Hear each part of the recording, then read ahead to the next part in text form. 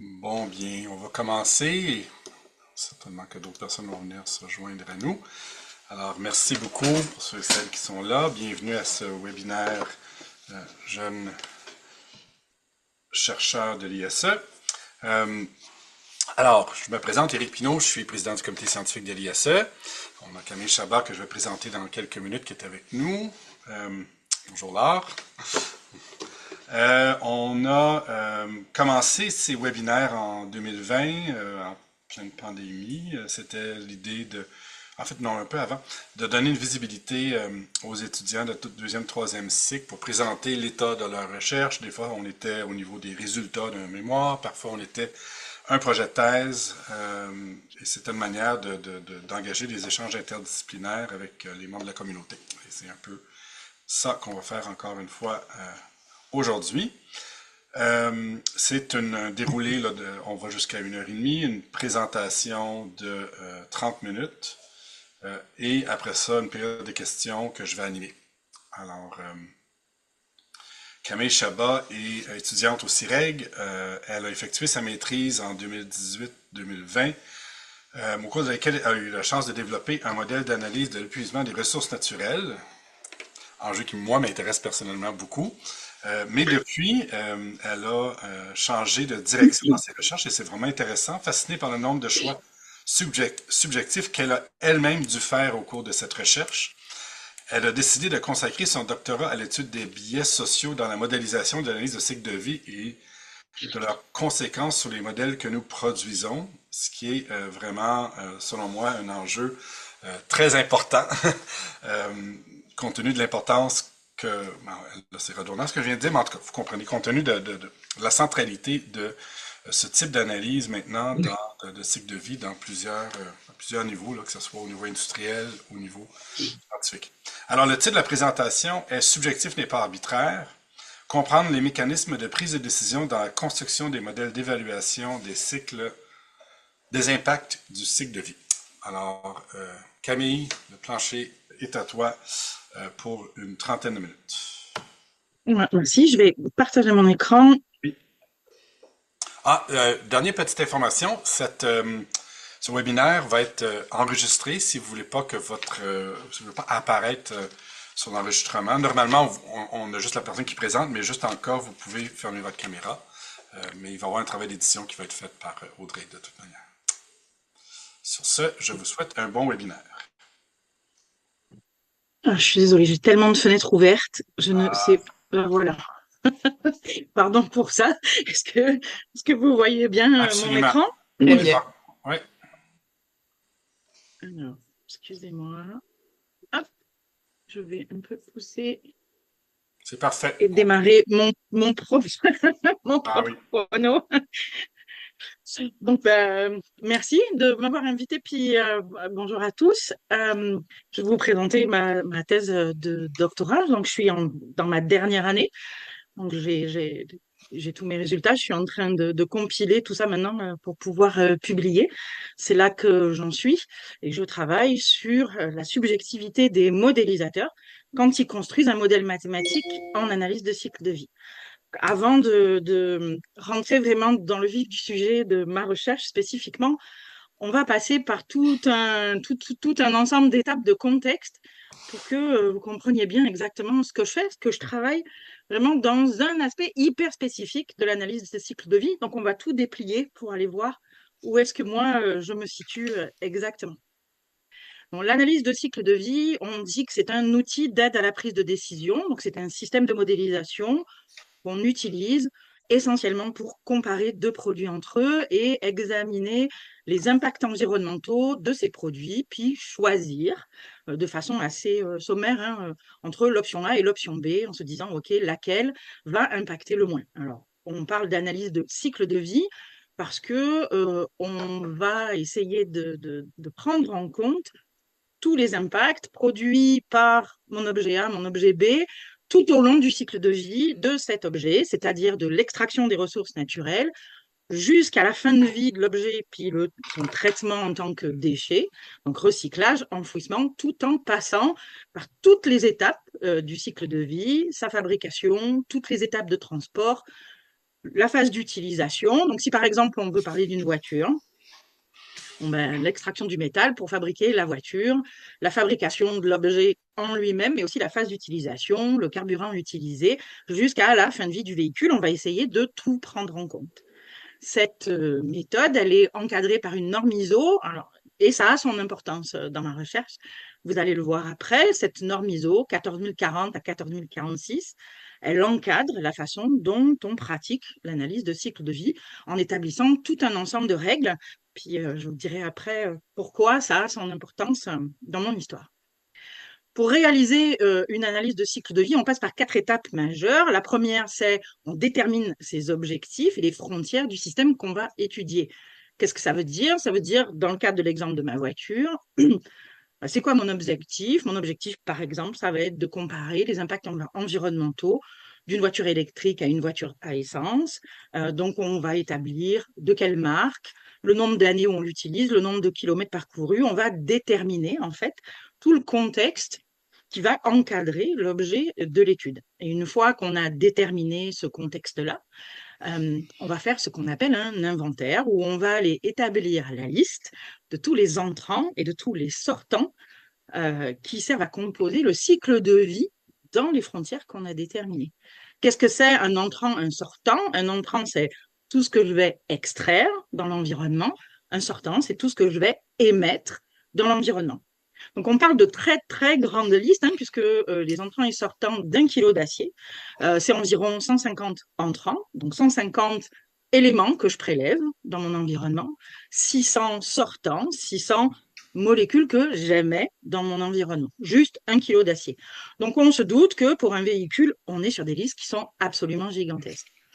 Mais une fois qu'on a établi ces listes, en fait, ça ne s'arrête pas là parce que ces listes très, très grandes de molécules séparées toutes les unes des autres ou de ressources naturelles toutes séparées les unes des autres, elles sont difficiles à analyser. C'est difficile de hiérarchiser en disant, OK, c'est cette molécule-là qui impacte plus qu'une autre.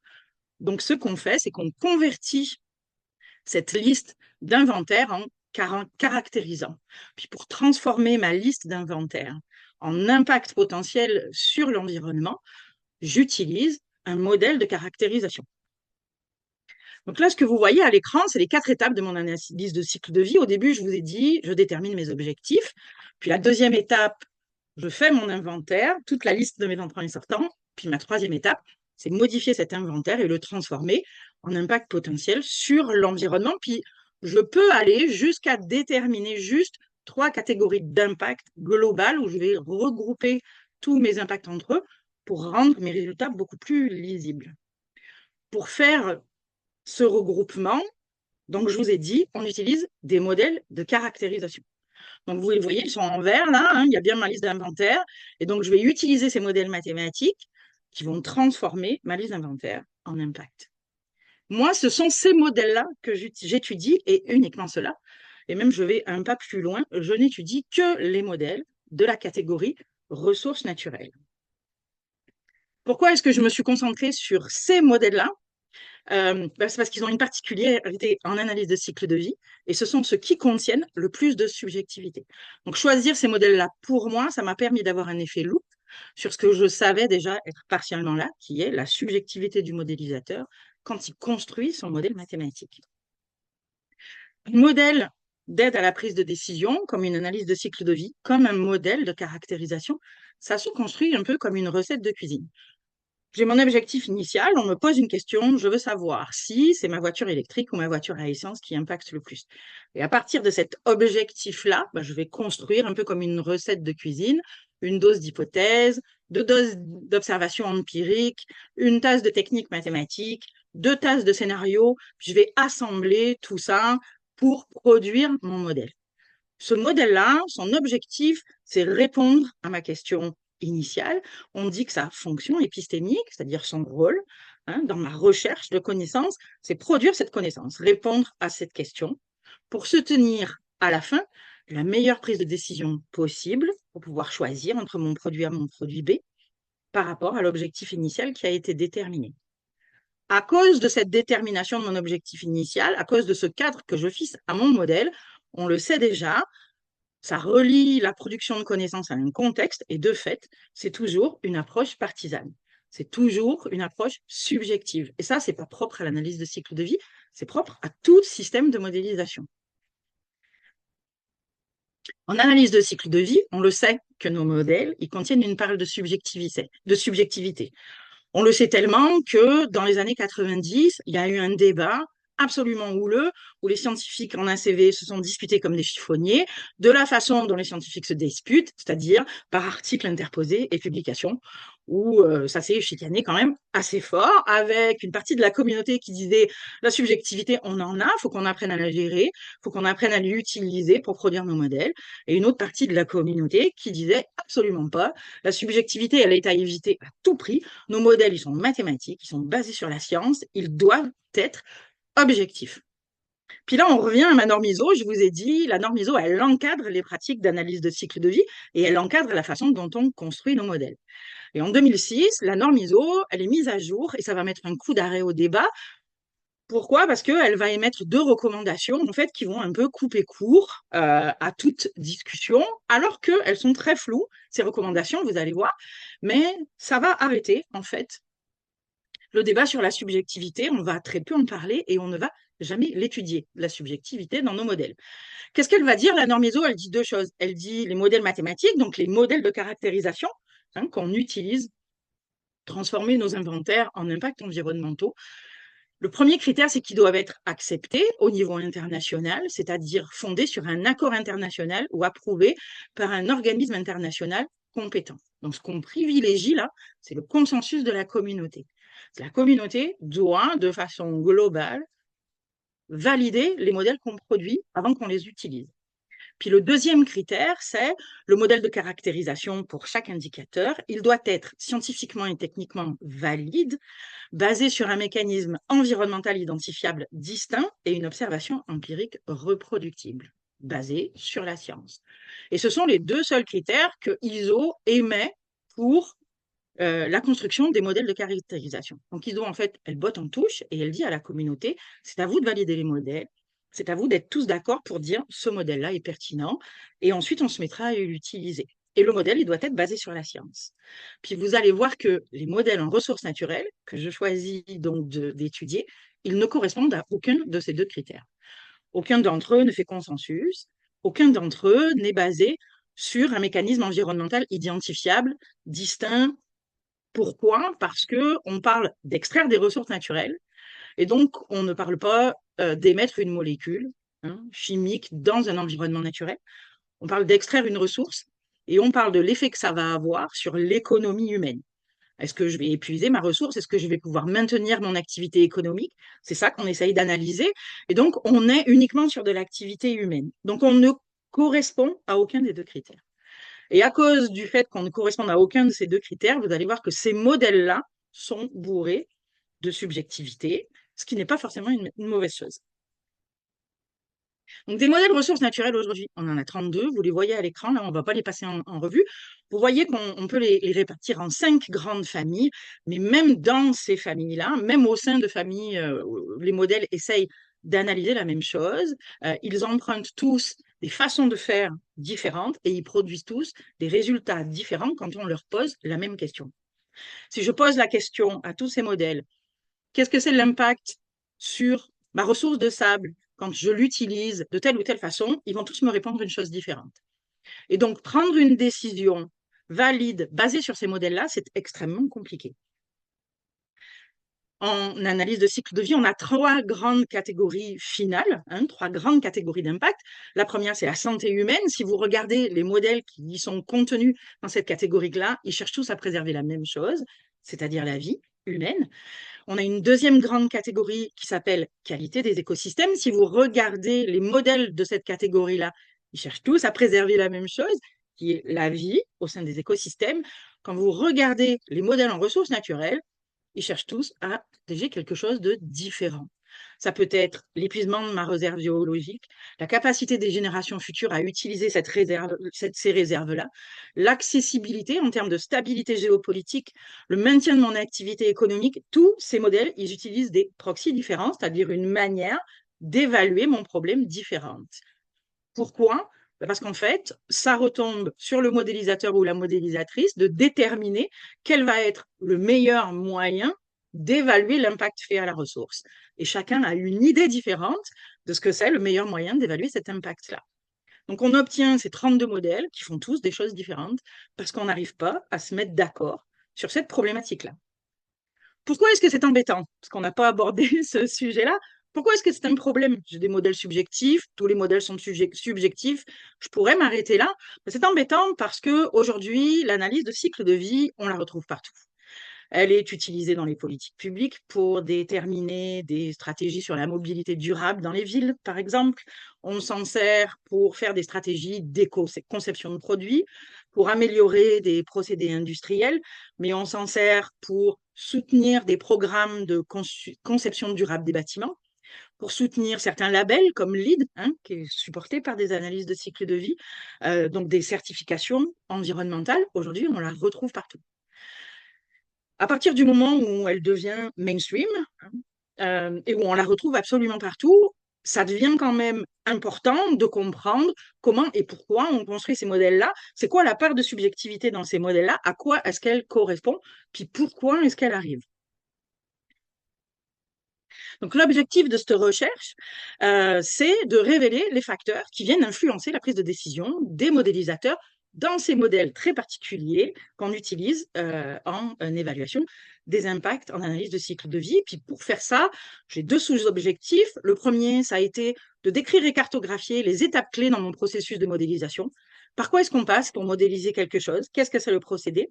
Est-ce qu'il y a des points à l'intérieur de ce procédé-là où j'ai des bifurcations méthodologiques, c'est-à-dire des moments où je vais devoir faire des choix qui vont influencer de manière importante mon modèle?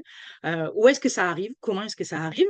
Puis mon deuxième objectif, c'était de vraiment d'explorer si il y a il y a des facteurs qui viennent influencer les modélisateurs et comment ces facteurs influencent les modélisateurs. Est-ce que ce sont des facteurs sociaux, institutionnels, épistémiques? C'était mon deuxième objectif. Pour atteindre ces objectifs-là, je suis passée par trois étapes. La première, ça a été de réaliser une revue de littérature qu'il a fallu que je décompose en trois revues de littérature différentes.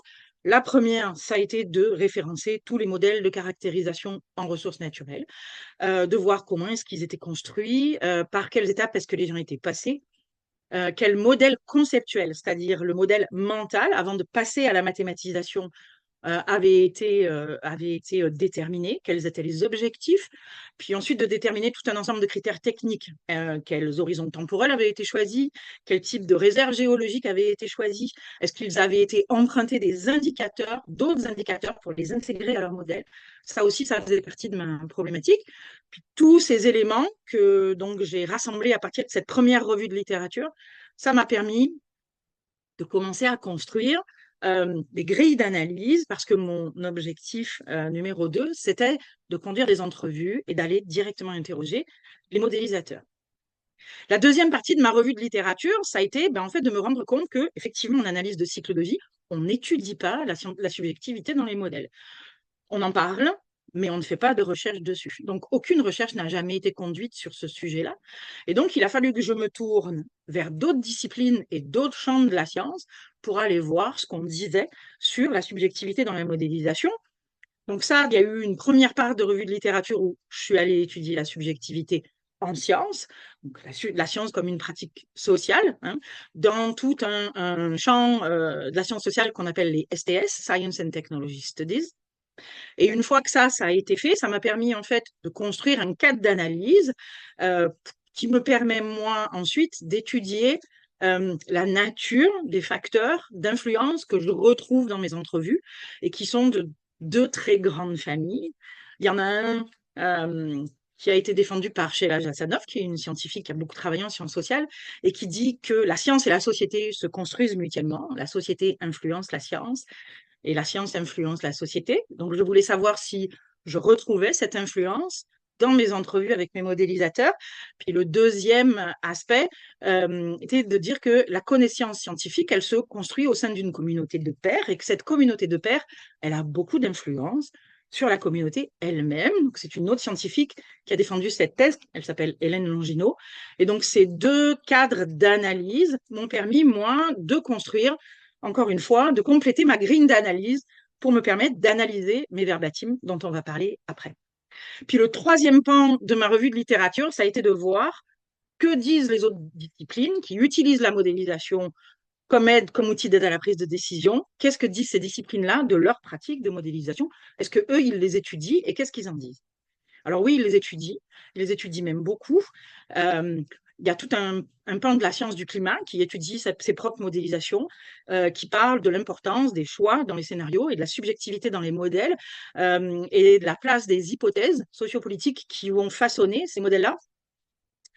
Il y a tout un pan de l'hydrologie et de la modélisation environnementale, qui a mis en avant la subjectivité dans les modèles, l'importance de l'interdisciplinarité au moment de la construction des modèles. Et ensuite, il y a tout un pan des sciences cognitives et de la psychologie qui a étudié les biais cognitifs dans les choix de modélisation, l'influence des experts sur les modèles, l'influence de la routine, des biais d'habitude et de nos biais cognitifs sur les modélisations. Et toutes ces disciplines, en fait, quand on les rassemble, elles convergent pour montrer que la modélisation, elle intègre des dimensions techniques, sociales et épistémiques qui viennent influencer les modèles. Et elles concluent toutes que comprendre ces influences, c'est essentiel pour plus de transparence et de robustesse. Donc moi, ça m'a permis de construire, encore une fois, toute cette grille d'analyse que j'ai utilisée pour analyser mes entrevues. Donc, ces entrevues, elles ont été faites avec 19 modélisateurs et modélisatrices. Ces modélisateurs, ils ont tous travaillé sur des modèles de caractérisation des ressources naturelles. Ils avaient des expériences très variées, de quelques mois à des dizaines d'années pour certains d'entre eux. On a fait ça en anglais ou en français, dépendant de leur langue. Et j'ai conduit des entretiens semi-structurés. J'ai une grille de questions, mais ce n'est pas un questionnaire. Ça ressemble à une conversation où de temps en temps, je vais poser une question guidée, mais ça ressemble plus à une conversation assez ouverte et libre. Puis ça a duré entre 45 minutes et 1h30, selon les personnes et l'envie qu'elles avaient de participer à la conversation. Puis les sujets abordés, ils ont été assez variés, mais il y a quand même 4 grands types de sujets que j'ai essayé d'aborder. Ça a été leur background personnel, quelles études ils avaient fait, le type de diplôme qu'ils avaient obtenu, leur expérience avant de commencer à modéliser, le pays dans lequel ils avaient fait leurs études, tout un ensemble de caractéristiques techniques liées au modèle sur lequel ils avaient travaillé. On a beaucoup parlé de leur environnement de travail, de leur relation à leurs collègues, à leurs partenaires parfois. Quand on a besoin de données, quand on construit un modèle, des fois on doit aller demander ces données à l'industrie. Et donc on est obligé de travailler avec des partenaires industriels. Ça peut créer des tensions, ça crée très certainement en tout cas des influences et des relations dynamiques, mais aussi de leurs relations avec leur hiérarchie. Et ensuite, toute la partie de la conceptualisation du modèle, comment ils y avaient réfléchi, comment ils avaient déterminé leurs objectifs, puis un ensemble de concepts qui sont vraiment propres à l'analyse de cycle de vie. Puis la troisième partie de ma méthodologie, ça a été tout simplement d'analyser ces verbatims à la lumière de la grille d'analyse que j'avais construite grâce à ma revue de littérature. Donc, aller chercher dans le texte des entrevues tous les éléments qui me paraissaient essentiels et qui pour moi faisaient du sens. Évidemment que c'est mon interprétation hein, dans cette recherche-là. C'est moi qui analyse et je peux tout à fait je suis capable d'admettre, d'avoir moi-même mes propres biais, mais c'est le propre de ce genre d'études. Et donc, l'analyse de ces verbatims m'a permis de construire, d'une part, la cartographie de mon chemin de modélisation et ensuite d'identifier les mécaniques de prise de décision. Alors, juste un tout petit exemple, je vais essayer d'aller un peu plus vite, de comment est-ce qu'on classe en fait des éléments de verbatim. Là, vous avez deux exemples. À gauche, vous avez quelqu'un qui m'a parlé de à quel point ça avait été difficile d'apprendre à devenir compétent dans sa modélisation, que la courbe d'apprentissage avait été compliquée et à quel point ça avait eu une influence sur sa modélisation, puisqu'au début, il n'a pas l'expertise nécessaire. Et donc, il a très bien conscience au départ de faire des choix qui ne sont pas forcément adaptés. Et donc, il doit passer par toute une courbe d'apprentissage avant d'arriver à devenir plus à l'aise dans la conception de sa modélisation. Donc ça, c'est un élément, par exemple, qui parle de l'apprentissage et de la valeur de l'apprentissage au sein de la modélisation et de l'influence que ça va avoir. Puis sur votre droite, vous avez d'autres exemples de gens qui m'ont parlé des relations avec soit leurs collègues, où ils disent quand j'ai un problème dans ma modélisation ou dans mon code, quand je ne sais pas comment coder, je vais demander à mes collègues. Donc là, on a une influence qui est tout à fait directe et qu'on voit apparaître. Il y en a qui parlent des défis que posent ces collaborations avec certains types d'individus, leur hiérarchie notamment, à quel point ils doivent défendre leur conception de la chose et expliquer que non, ils pensent que c'est la bonne chose quand ils ont des pressions extérieures changer leur chemin de modélisation. Il y a des gens qui disent travailler avec l'industrie, c'est extrêmement compliqué. Ils sont extrêmement insistants, ils veulent faire des choix que nous, on n'a pas forcément envie de faire.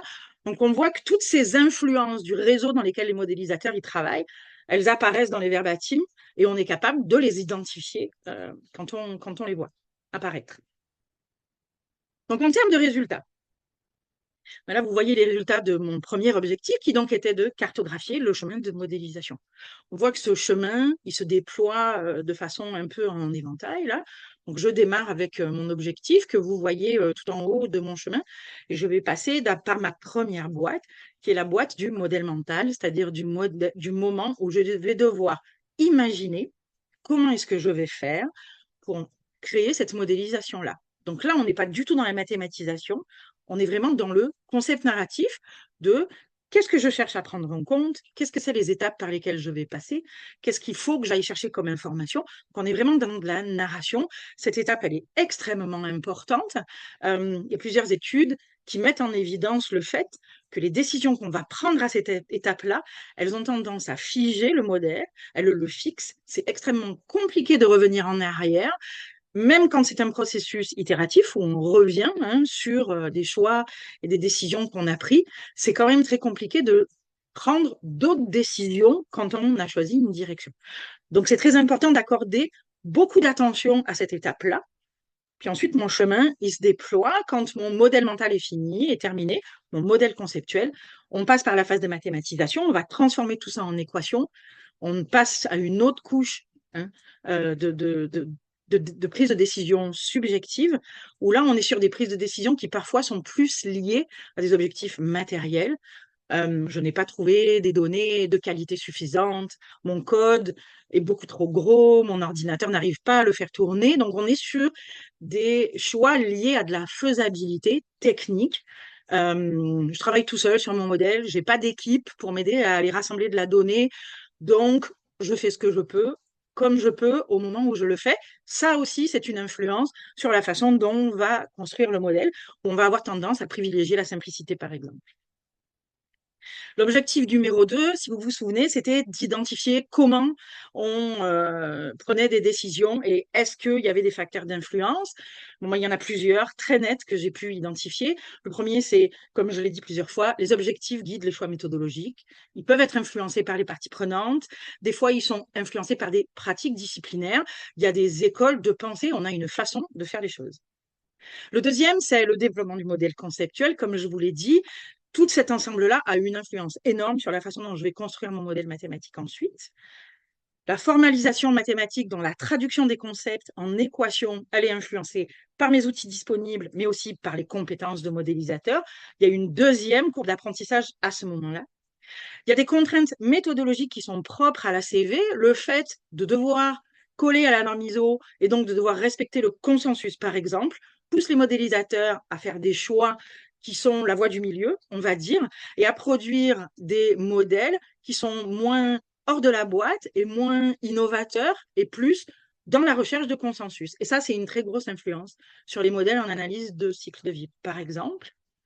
Et enfin, cette courbe d'apprentissage dont je vous ai parlé plusieurs fois, où l'expertise, elle progresse avec l'expérience, et ça a une très forte influence. D'ailleurs, quand on demande aux modélisateurs, est-ce qu'aujourd'hui, si tu pouvais refaire ton modèle, est-ce que tu ferais la même chose? Leur réponse est très souvent non. Pourquoi? Parce que à la fin du projet, leur courbe d'apprentissage, eh ben, elle est terminée, et la quantité de choses qu'ils savent est beaucoup plus importante. Et s'ils avaient su ça en commençant, ils auraient fait des choix différents. Et ça, ils sont très transparents sur cet aspect-là. Donc, en conclusion, c'est très clair que les choix méthodologiques que les modélisateurs font, ils sont intrinsèquement subjectifs. Mais subjectif, comme c'est dit dans le titre, ça ne veut pas dire arbitraire. À aucun moment, personne ne tire à pile ou face. pour prendre une décision. Tout s'appuie toujours sur un ensemble de critères. Cette subjectivité-là dans les modèles, ce qui est très clair, c'est que c'est pas un défaut. Par contre, c'est une caractéristique technique incontournable. On ne fait pas de modèle sans subjectivité. Cette subjectivité, elle est influencée par des valeurs épistémiques, comment est-ce que je produis de la connaissance, elle est influencée par des cadres institutionnels, on subit l'influence des pairs, mais ce n'est pas forcément une mauvaise influence, c'est juste une influence, et aussi on a une expérience personnelle que parfois on injecte dans nos modèles. Le réseau, c'est ce qui ressort le plus de cette recherche, c'est à quel point le réseau dans lequel les modélisateurs y travaillent, il a une importance. Les interactions avec les collègues, les superviseurs, les parties prenantes, tout ça a énormément d'influence sur les modèles. On est contraint par les normes ISO, par nos ressources disponibles, la qualité de nos bases de données, la puissance de calcul de nos ordinateurs. Tout ça, ça vient aussi influencer nos modèles parce que ça limite nos choix méthodologiques. Parfois, c'est un problème. Il y a tout l'aspect de la formation du modélisateur, de l'école de pensée dans lequel le modélisateur apprend à modéliser. Et tout ça aussi, ça va venir influencer l'approche qu'ils vont avoir pour construire leur modèle. Il y a un processus itératif qui vient renforcer tout ça, donc qui vient renforcer certains choix et en verrouiller d'autres. Comme je l'ai dit, on a des biais d'habitude et des biais de verrouillage qu'on voit quand on détermine le chemin par lequel on passe pour modéliser. Souvent, ce chemin-là, il devient fixe. C'est très compliqué, plein de raisons, de revenir en arrière et de modifier ces choix-là. Et donc, il y a des enjeux de réflexivité dans les modèles aujourd'hui en analyse de cycle de vie. Pourquoi est-ce que je ne parle pas de transparence? C'est parce qu'en fait, la transparence, même si c'est un objectif vertueux, on doit être transparent sur la façon dont on construit les modèles aujourd'hui. 100% de transparence, c'est inatteignable. On ne va pas mettre un surveillant qui va examiner les modélisateurs pendant qu'ils travaillent et noter chaque fois qu'un choix subjectif est pris. Ça n'est pas envisageable. Ce qu'on peut envisager, c'est d'être le plus transparent possible. Par contre, ce que la recherche, elle met très fort en évidence, c'est qu'il faut augmenter la quantité et la qualité de la réflexivité. La façon dont on conçoit le modèle, avant, le modèle conceptuel, ce moment où on va imaginer ce qu'on va faire. Donc la part réflexive, là, on doit améliorer la formation des modélisateurs. Et cette part-là de réflexivité, elle doit absolument être améliorée aussi. Et la vision de la modélisation, la vision du modélisateur, elle doit être rendue explicite pour chaque modèle produit. C'est ma conclusion finale, qui, à mon sens, ça fait plus de sens que de parler d'augmenter notre niveau de transparence globale. Et c'est tout pour moi. Merci C'est ma beaucoup. conclusion. Merci beaucoup. Très intéressant. En tout cas, ça résonne avec des débats que je retrouve dans mon propre domaine en modélisation des flux de masse. On a ces mêmes questions. Alors, voilà. Donc, on a un bon moment pour discuter ensemble. Alors, moi, je vais modérer cette discussion. Euh, j'ai déjà moi des questions en banque qui sont venues au fil de la présentation, mais je laisserai peut-être une personne ouvrir la discussion. Si après 30 secondes personne ne le fait, ben j'y vais avec une première question. Donc vous pouvez y aller aussi par une question dans le chat si vous préférez l'écrire. Je vais la lire. Et sinon, ben, si vous voulez la faire, on a arrêté l'enregistrement à ce stade-ci. Audrey, est-ce qu'on... Non, tu vas effacer les visages, c'est ça. Donc, si vous voulez juste apparaître à la caméra et poser votre question, vous pouvez.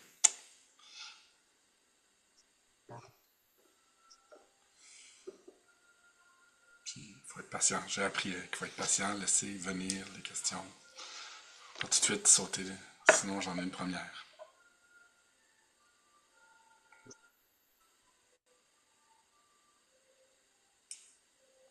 Bon, mais je vais y aller d'abord avec une première. Mais je m'accroche à la toute fin de la présentation. Euh, sur la question du modèle conceptuel. Un des outils que moi j'ai vu dans certains domaines, c'était l'idée de co-construire, donc à plusieurs, un scénario narratif sur lequel on s'entend comme technique pour expliciter les modèles conceptuels. Est-ce que ça, c'est quelque chose que tu as vu? Est-ce que c'est quelque chose qui émerge? C'est quelque chose qui émerge dans d'autres disciplines, à quel point pour construire un bon modèle conceptuel, il faut être interdisciplinaire. C'est-à-dire qu'il faut inviter des gens d'ailleurs Ouais, pour participer à ces discussions-là, parce que il y a quelque chose qui est très clair, c'est le modèle conceptuel, tout se passe au niveau du discours. C'est-à-dire, on est sur du narratif. ouais. Euh, En analyse de cycle de vie, on n'en est pas encore là. Donc moi, oui, c'est une des recommandations que je donne aussi, qui est absolument, on a besoin de faire venir des gens d'ailleurs. Mais un des problèmes que nous, on rencontre spécifiquement en ACV, c'est que comme on a une façon très particulière de penser aux choses, on est vraiment dans une discipline scientifique qui a un univers mental à soi tout seul. C'est-à-dire que pour pouvoir faire ces modèles-là, on a conceptualisé la sphère environnementale, on a conceptualisé la sphère humaine et ses activités, on a créé des boîtes et des flèches pour expliquer les relations entre les deux. Mhm. Il s'avère que, bon, j'en ai pas parlé pendant la présentation, mais il y a un truc très clair, c'est que 80% de mes modélisateurs, là, c'est des ingénieurs. Ils passent par une formation en ingénierie. Ils ont une façon de voir le monde qui est extrêmement spécifique à l'ingénierie. Et cette façon de voir le monde, elle se retrouve dans les modèles qu'on construit. Et quand on invite des gens de l'extérieur, la réaction qu'on obtient, c'est que les gens de l'extérieur, ils comprennent pas ce qu'on fait. Ils comprennent pas, ça fait pas de sens. Pourquoi est-ce que vous avez séparé la sphère humaine de la sphère environnementale de façon aussi drastique? Pourquoi est-ce que vous calculez les impacts à la sphère humaine de cette façon? Ça fait pas de sens. C'est-à-dire que là, on se retrouve sur un enjeu qui est vraiment un enjeu de terminologie, où on utilise les mêmes mots, mais on ne parle pas de la même chose, on ne se comprend pas. Et ça, c'est quelque chose qui revient très fort dans les entrevues. Quand les modélisateurs ont des parties prenantes qui viennent de l'extérieur, euh, ce qu'on me dit, c'est il nous a fallu 6 mois pour se mettre d'accord sur le vocabulaire, il nous a fallu 1 an pour se mettre d'accord sur les concepts. Il y a un monsieur un jour qui m'a dit, moi, le modèle mathématique, parce qu'il n'avait travaillé que sur la part mathématique, moi, le modèle, j'ai eu 6 mois pour le faire. Et donc, je lui dis, ben, je comprends pas pourquoi c'est un projet de 3 ans. Ben, 2 ans et 6 mois, c'est le temps que ça leur a pris pour construire le modèle conceptuel. Ils étaient tellement en désaccord les uns avec les autres, ça leur a pris tellement de temps pour construire cette compréhension commune qu'à la fin, le modèle mathématique a été complètement rushé parce que ben, on a des deadlines, on a des financements. Ça aussi, c'est une influence. Donc oui, tout à fait d'accord pour dire il faut inviter des gens de l'extérieur, mais nous, on a un travail à faire d'abord, qui est un travail de terminologie et d'arriver à expliquer simplement pourquoi est-ce qu'on a fait ces choix-là, pourquoi est-ce que ça se présente comme ça, qu'est-ce qu'on essaye, c'est quoi les objectifs qu'on essaye d'atteindre. Ben, je dirais juste pour relancer, puis après ça, ben, d'autres personnes peuvent intervenir dans la discussion, mais je pense que c'est propre à toutes les situations de forte interdisciplinarité. Parce que moi-même, dans mes discussions avec des gens qui sont plutôt des quantitativistes qui s'intéressent au flux, c'est le même problème. J'arrive avec un Oui. bagage des concepts d'économie. Alors, pourquoi tu parles d'entropie? Un ingénieur, ça choque toujours les ingénieurs que nous, en économie écologique, qu'on parle d'entropie. Pour eux, ça fait pas de sens. L'entropie, c'est... Puis là, donc voilà. Donc, je pense que c'est un défi vraiment propre. Mais c'est notre avenir. Je pense qu'on s'en sortira pas. Mais là, j'aimerais peut-être laisser la place à d'autres parce que je prends trop de place. Donc, dans les personnes qui ont participé, si vous avez une question pour Camille, sinon je vais... Ah, là, oui. Oui, j'aurais peut-être une question.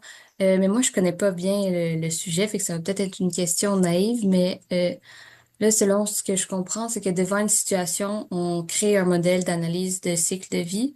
Puis si on présente la même situation à plusieurs équipes, là, je comprends qu'ils vont être toutes subjectives dans leur création du modèle, puis qu'ils vont toutes mener à des modèles un peu différents, mais je me demandais à quel point c'est différent, sachant que c'est subjectif, mais pas arbitraire non plus. Est-ce que la différence est énorme ou ça reste assez Ben, semblable? c'est très variable. C'est très variable. Donc, Mm. un des problèmes qu'on rencontre, tout ça, c'est un peu des poupées russes avec des problèmes dans des problèmes. À mon sens, un des problèmes de l'analyse de cycle de vie, c'est que les résultats qu'on produit, par exemple, sont des résultats mathématiques, c'est-à-dire qu'on donne des chiffres. Puis ça, et c'est une opinion très très personnelle, c'est un peu dangereux parce que le chiffre, la mathématique, ça représente la vérité. Or, en analyse de cycle de vie, nous, ce qu'on fait, c'est qu'on observe des tendances. Puis deux modèles différents à qui on pose la même question, mais qui vont identifier la même tendance, même si le chiffre est différent en sortie, c'est pas grave, la tendance est la même. on sait qu'on est dans la bonne direction. Donc, s'attarder sur le chiffre en disant, oui, ce modèle-là, il a dit 10 et ce modèle-là, il a dit 15, bah, c'est pas grave. On est dans les mêmes ordres de grandeur et on est dans la même tendance. On a des modèles pour lesquels c'est faux, c'est-à-dire, vous leur posez la même question. Puis moi, j'ai travaillé sur le sable et sur un modèle de caractérisation du sable. C'est une ressource très particulière qui provoquait ça dans les modèles de ressources naturelles. Si on pose la même question, est-ce que je suis en train d'épuiser ma ressource? À tous les modèles, on va obtenir des résultats. Il y a des modèles qui vous disent non, des modèles qui vous disent oui, des modèles qui vous disent peut-être. Et donc là, oui, on est sur quelque chose où les modèles donnent des réponses trop différentes pour ne pas finir par identifier que le problème, c'est le modèle. C'est-à-dire, OK, là, c'est la façon dont on construit nos modèles qui ne correspond pas. Mais un modèle, si pour finir à répondre à cette question, un modèle, ces modèles-là en tout cas, ils sont pas là pour identifier une vérité. Un modèle, il n'est pas là pour identifier une vérité. Mon exemple, c'est un exemple un peu primaire, mais souvent je dis aux gens, une carte routière, c'est un modèle. Rien n'est vrai dans une carte routière. Si je regarde par la fenêtre, je le vois que ma carte routière, c'est pas la réalité. C'est une représentation de la réalité, c'est une symbolique. Mais c'est un outil et je suis capable d'utiliser cet outil pour aller du point A au point B, hein, en utilisant les informations que la carte me donne. Une analyse de cycle de vie, c'est un peu la même chose. C'est un outil qui va donner une symbolique mathématique, une représentation de l'importance d'un impact environnemental et qui va identifier des tendances pour nous permettre ensuite de prendre une décision. Donc, on a des modèles qui correspondent à peu de différences, c'est-à-dire je pose la même question, ça ne va pas être exactement la même chose, mais on est sur des tendances identiques, donc on voit que ça fonctionne. On a des modèles où ce n'est pas le cas.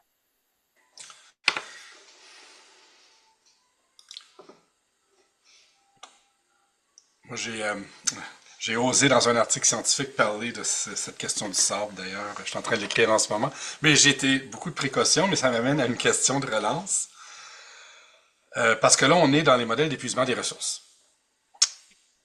Et je me dis, venant d'où je suis, c'est-à-dire travaillant en métabolisme social, puis ayant travaillé sur les énergies fossiles, qu'il y a quand même eu un contexte culturel, je dirais, qui est toute cette phobie autour du pic. Cet imaginaire du pic qui a été extrêmement important dans deux temps dans notre histoire récente, des années 70, premier choc pétrolier, et après 2008, autour de 2008, on revit là, ce syndrome, le pic. Et jusqu'à quel point que justement l'idée même de pic forme pas une espèce d'imaginaire qui vient structurer puis qui vient une espèce de métamodèle conceptuel finalement. Et est-ce que c'est le bon outil, la bonne image mentale finalement pour entre autres poser la question de la croissance des flux, de l'impact de l'extraction. En tout cas, moi, c'est une question qui se pose dans mon domaine très fortement. Ouais, c'est très certainement une question qui se pose dans le nôtre aussi, dans le sens où les premiers modèles d'analyse de ressources en analyse de cycle de vie étaient stricto sensu des modèles d'épuisement. Combien j'en ai, combien j'en consomme, c'est quoi la ratio entre les deux? Des modèles très très simples hein, qu'on utilise toujours aujourd'hui parfois, mais qui font pas beaucoup de sens parce que qu'est-ce que c'est une réserve, combien est-ce que j'en ai, comment est-ce que j'y accède, est-ce que ce que j'ai dans ma sphère humaine que mon cuivre dans mes bâtiments que je vais pouvoir récupérer à un moment donné de leur fin de vie, est-ce que c'est une réserve, est-ce que c'est pas une réserve? Donc en fait, effectivement, c'est pas forcément le bon modèle conceptuel, ce ratio vraiment entre extraction et réserve. Aujourd'hui, la CV, elle sort de ça. C'est-à-dire, les modèles qu'on crée aujourd'hui, ils sont pas basés sur ça du tout, mais, mais ils ont d'autres problèmes. Hein. C'est pas, bon, il y a pas de surprise là-dedans. Donc aujourd'hui, on est sur des modèles qui essayent d'évaluer la dissipation. Donc la dissipation, c'est est-ce que ma ressource, au moment où je l'utilise, est-ce qu'elle est perdue? Il y a des ressources qu'on consomme et qu'on brûle littéralement. Donc, si je brûle une énergie fossile, il n'y a plus d'énergie fossile, hein, je l'ai consommée. Il y a des ressources qu'on utilise, mais qu'on peut recycler à la fin ou qu'on peut récupérer à la fin. Et donc, il y en a une qu'on dissipe Elle est perdue, définitivement. Et il y en a d'autres qu'on ne dissipe pas ou alors qu'on dissipe moins vite, c'est-à-dire il y a un épuisement qui se crée, mais il est beaucoup plus lent. Euh, donc, on essaye d'avoir des modèles qui prennent en compte cette réalité-là de la dissipation et de l'immobilisation. J'ai extrait quelque chose, je l'ai mis dans ma sphère humaine, il est là, mais je ne peux pas m'en servir. Par contre, peut-être dans 150 ans, je pourrais. Donc là, on a d'autres problèmes qui apparaissent, hein, qui sont des problèmes d'horizon temporel. Ouais. C'est-à-dire, comment est-ce que je calcule, quand est-ce que je vais pouvoir la récupérer. Enfin, Donc, ces modèles-là, ils nous poseront... l'imaginant la Ouais, ils nous poseront... circularité étant remplacé celui du pic, Oui, oui, finalement. tout à fait, oui. OK. Donc, c'est l'économie Oui, circulaire, puis qu'il y l'économie a une espèce de... circulaire, c'est un... Ouais, Ouais, ouais. OK, oui, oui, intéressant. tout à fait. Mais ces modèles, ils nous poseront toujours problème. Pourquoi? Parce qu'on est sur de l'activité humaine, donc ça ressemble à des modèles économiques. On pourrait les analyser comme on analyse des modèles économiques en disant, ouais, bon, en fait, on assemble un peu tout et n'importe quoi. C'est très... Et d'une certaine façon, oui, on est sur des choses très, très volatiles, c'est-à-dire qu'on n'a pas beaucoup de stabilité là en termes de mathématiques, des choses qui changent beaucoup, méthodes d'extraction, ils évoluent très, très rapidement. Si mon pays, j'avais une énorme réserve, mais demain mon pays il est en guerre, ben, la réserve elle n'existe plus, je ne pourrai plus la récupérer, ma ressource. Donc on est sur des choses qui sont très volatiles, ça change tout le temps. Donc on est sur des modèles qui sont des modèles très volatiles aussi. Et je pense que, mais je pense qu'il y a une sérénité à gagner dans le fait de l'accepter aussi, sur le fait de dire, OK, les modèles ressources, c'est des modèles qui sont moins solides que les autres d'une certaine façon. Hmm. Ça fait partie du jeu.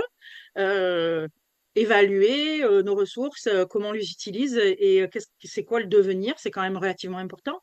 Bah, moi, j'ai pas. Je pense qu'un de mes points d'intérêt, c'est à quel point la communauté ACV est frileuse à reconnaître ça. Ce qui pour moi est un non-sens. Ce sont des modèles subjectifs, mais tous les modèles sont subjectifs. Ouais. Même les modèles en sciences pures, qui sont des modèles descriptifs, restent des modèles subjectifs, dans le sens où à un moment donné, je fais un choix sur ce que je vais chercher à représenter et à intégrer dans mon modèle. Bon, ben nous, ils sont très subjectifs, mais ça n'en fait pas de mauvais modèles. C'est pour ça que le titre de ma présentation, c'est subjectif, c'est pas arbitraire, c'est-à-dire la subjectivité, comme je le dis, c'est pas un défaut en soi, c'est une caractéristique technique de cette modélisation-là. Il faut embrasser cette subjectivité, s'en occuper, c'est-à-dire dire, OK, on en a, qu'est-ce qui est en train de se passer, qu'est-ce que c'est les influences, à quoi est-ce qu'on doit être attentif. Moi, pour moi, ça, c'est la clé, quoi. J'ai pas beaucoup de succès auprès de ma propre communauté, des fois. Bon. Des fois, ils sont L'un des fâchés avec prophètes moi. dans son pays, j'imagine. Non, c'est ça. Est-ce qu'il y aurait, de la part des autres participants, sinon j'ai une autre question. Et moi, je vais peut-être juste faire du pouce sur ce que tu viens de dire, Camille, parce que tu as parlé justement de il n'y a pas de transparence parfaite, mais il y a quand même un Non. élément où c'est bien important de communiquer sur notre modèle, sur ses limites et tout ça. Donc, puis, tu sais, là, ce que tu viens de dire aussi renforce ce précepte-là. Puis je me demande où c'est pas là où l'interdisciplinarité peut venir aider aussi, dans le fond, les équipes, parce que justement, d'arriver à parler de la nature du modèle, de ses forces, de ses faiblesses, en quoi sa subjectivité peut être une force et non pas la définir comme une faiblesse. C'est là où ça peut être intéressant. Puis là, je suis coupable de biais moi-même parce que je suis une littéraire de formation. Donc, tu sais, c'est de travailler sur le storytelling, c'est de travailler sur la façon dont on amène aussi le descriptif du projet, puis comment aussi est-ce qu'on permet, dans le fond, à l'équipe autour de cette modélisation-là de s'approprier un vocabulaire pour décrire la Mhm. modélisation qu'on est en train de faire. Absolument. Et pour moi, c'est d'autant plus capital que on est en train de prendre un tournant en ACV là, parce que on est en train de faire une espèce de révolution conceptuelle en termes de modélisation, qui est que aujourd'hui, les derniers modèles qu'on est en train d'essayer de mettre en place, donc ils existent absolument pas, on en est au tout début, c'est des modèles qui essayent de prendre en compte la perte de services écosystémiques. Il faut bien comprendre qu'à partir du moment où on rentre dans cette problématique-là, et au CIREG, on est les deux pieds dedans, qui est que nous aussi, on se dispute comme des chiffonniers. Parce qu'en fait, ce concept de service écosystémique, il pose des problèmes qui sont des problèmes d'éthique environnementale, des problèmes philosophiques. Qu'est-ce que c'est la valeur d'un service écosystémique? Comment est-ce que j'évalue la perte de valeur sur un service écosystémique? Et les ingénieurs, ils ne sont pas équipés aujourd'hui en termes de formation pour avoir une réflexion. J'essaye d'être la moins péjorative possible, mais il y a un manque de formation au sein de ces questions-là. C'est-à-dire qu'en fait, tout simplement, la formation en philo, la formation en éthique, elle n'est pas là. Et donc, on a des conversations parfois houleuses euh, sur des concepts philosophiques profonds d'éthique environnementale que parfois, ils ont du mal à saisir. Par exemple, quelque chose qui se fait beaucoup dans les modèles ressources, c'est la prise en compte de l'impact sur les générations futures. Quand je leur dis que prendre en compte les impacts sur la génération future, on est les deux pieds en éthique environnementale, que c'est compliqué, que ce sont des générations qui n'ont pas de voix, qu'on n'a pas, nous, de validité à porter la voix de ces générations-là et que c'est une réflexion qu'il faut qu'on ait, souvent, c'est des concepts qu'ils ont du mal à concevoir. C'est dans le sens où pour cette discipline-là, parfois, c'est pas que ça passe au second plan, mais comme la formation n'est pas toujours là, la préoccupation, elle n'est pas toujours là non plus. Donc, il y a un vrai manque, en fait. Et aujourd'hui, on essaye de créer des modèles donc, sur cette fameuse perte de services écosystémiques, où là, les problématiques à la fois éthiques et philosophiques sont absolument amplifiées, et où, encore une fois, le vocabulaire n'est pas toujours maîtrisé, les concepts ne sont pas maîtrisés, et ça pose des problèmes sur la conception du modèle conceptuel et sur les modèles qu'on est en train d'envisager pour la suite. Et pour moi, ce que tu viens de dire, c'est absolument capital. Il faut inviter des éthiciens, voilà, des gens formés en éthique, des gens formés en philo, d'ailleurs, des gens d'autres disciplines et composer des groupes de réflexion, c'est absolument important, oui, tout à fait. Oui, surtout dans ce domaine-là des services écosystémiques. Mais nous, on va vous fournir un prix très simple pour tout ça, là. Puis c'est de la science dure, ce prix-là, hein? C'est Non, justement là où c'est ça. les discussions sont problématiques aussi. Ouais, Non, tout à fait. ouais, Tout à fait. On fait des indicateurs qui sont des indicateurs monétaires et qui posent un problème philosophique évident qui est ouais. que faire un indicateur qui donne la sensation que si je paye, je vais résoudre mon problème, même au-delà d'un modèle bien fait ou voilà. Et ces problématiques-là, c'est pas que l'indicateur monétaire est forcément mauvais, mais la réflexion autour de cet indicateur-là, d'indicateur monétaire pour symboliser la perte d'un service écosystémique, cette réflexion autour du fait que c'est approprié ou pas, ben, elle n'a pas lieu. C'est pas que c'est un mauvais indicateur de fait, c'est juste que cette réflexion, elle se met pas en place, quoi. Ou Hmm. pas assez, ou pas encadrée. Voilà. Et un paquet d'autres problèmes qui viennent avec ça. C'est-à-dire que tout à coup, on a l'illusion qu'il y a un effet de substitution possible. On a l'idée que que c'est incrémental et donc on peut avoir un tiers d'oiseau dans la mesure où on l'a mis en prix. Oui, oui, absolument, oui, tout à fait. C'est ça la beauté du calcul de l'unité de Oui, compte. oui. Autre intervention de la part des participants participantes. Sinon, moi j'avais une question aussi un peu sur la suite de ton travail. Est-ce que ça va déboucher sur des publications en termes de méthodologie? Voici comment on pourrait aller vers, comment on pourrait appliquer dans le cadre de... La suite de mon travail, c'est que je suis censée publier 3 articles. Oui. J'ai été très frileuse jusqu'à présent à émettre des recommandations, parce que je trouve ça compliqué. Je trouve que la recommandation est le fiche. Seule recommandation, c'est les conversations qu'on vient d'avoir sur le fait qu'on a besoin d'être mieux formé, on a besoin d'intégrer plus de gens dans nos groupes de réflexion. Puis ça s'est un peu arrêté là. Euh, une de mes recommandations, c'est celle sur la transparence, parce que en ACV, c'est un peu la réponse à tout.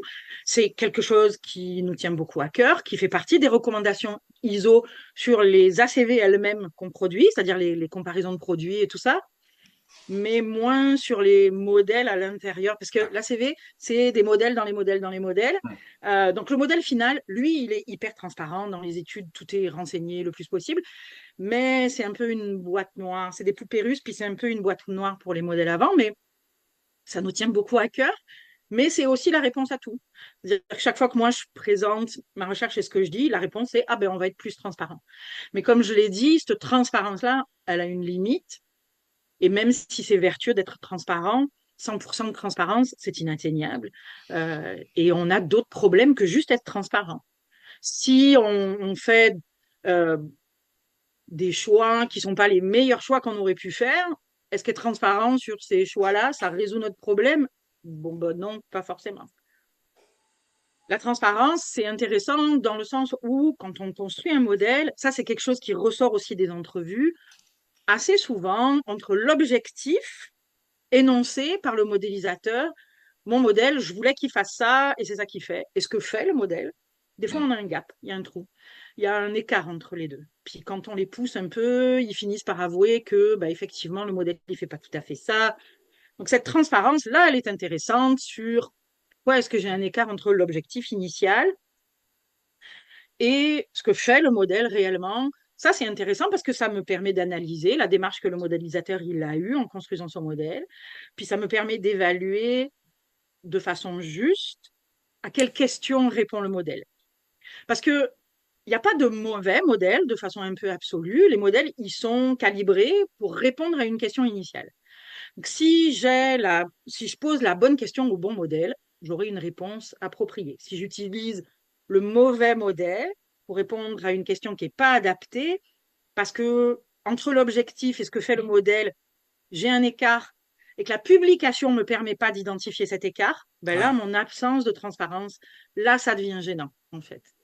Mais sinon, moi, j'argumente vraiment en faveur de l'augmentation de la réflexivité, c'est-à-dire vraiment de cette partie, de prendre conscience, comment est-ce que mon modèle est construit, quels sont mes objectifs, et surtout, quelles sont les conséquences des choix que je fais sur le modèle et sur les résultats que le modèle produit. Ça, c'est capital. Des fois, cette part-là de prendre pleinement conscience de la conséquence. C'est quoi la conséquence si j'écarte une partie des données parce que je trouve qu'elles ne sont pas de bonne qualité? OK, c'est une réfraction qui est valide, mais qu'est-ce qui se passe dans le modèle si j'enlève 30% de mes mots de données parce que je trouve qu'elles ne sont pas assez fiables?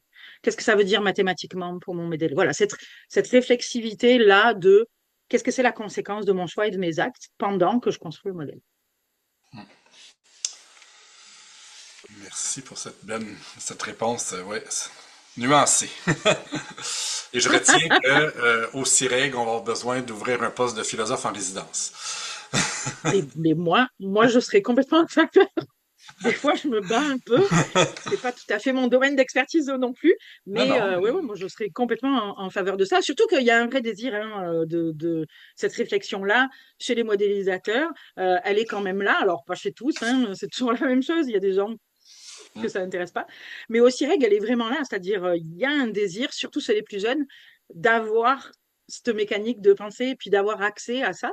Donc, moi, je serais tout à fait en faveur de faire participer, ouais, d'avoir des groupes interdisciplinaires sur les modèles qu'on construit. Absolument.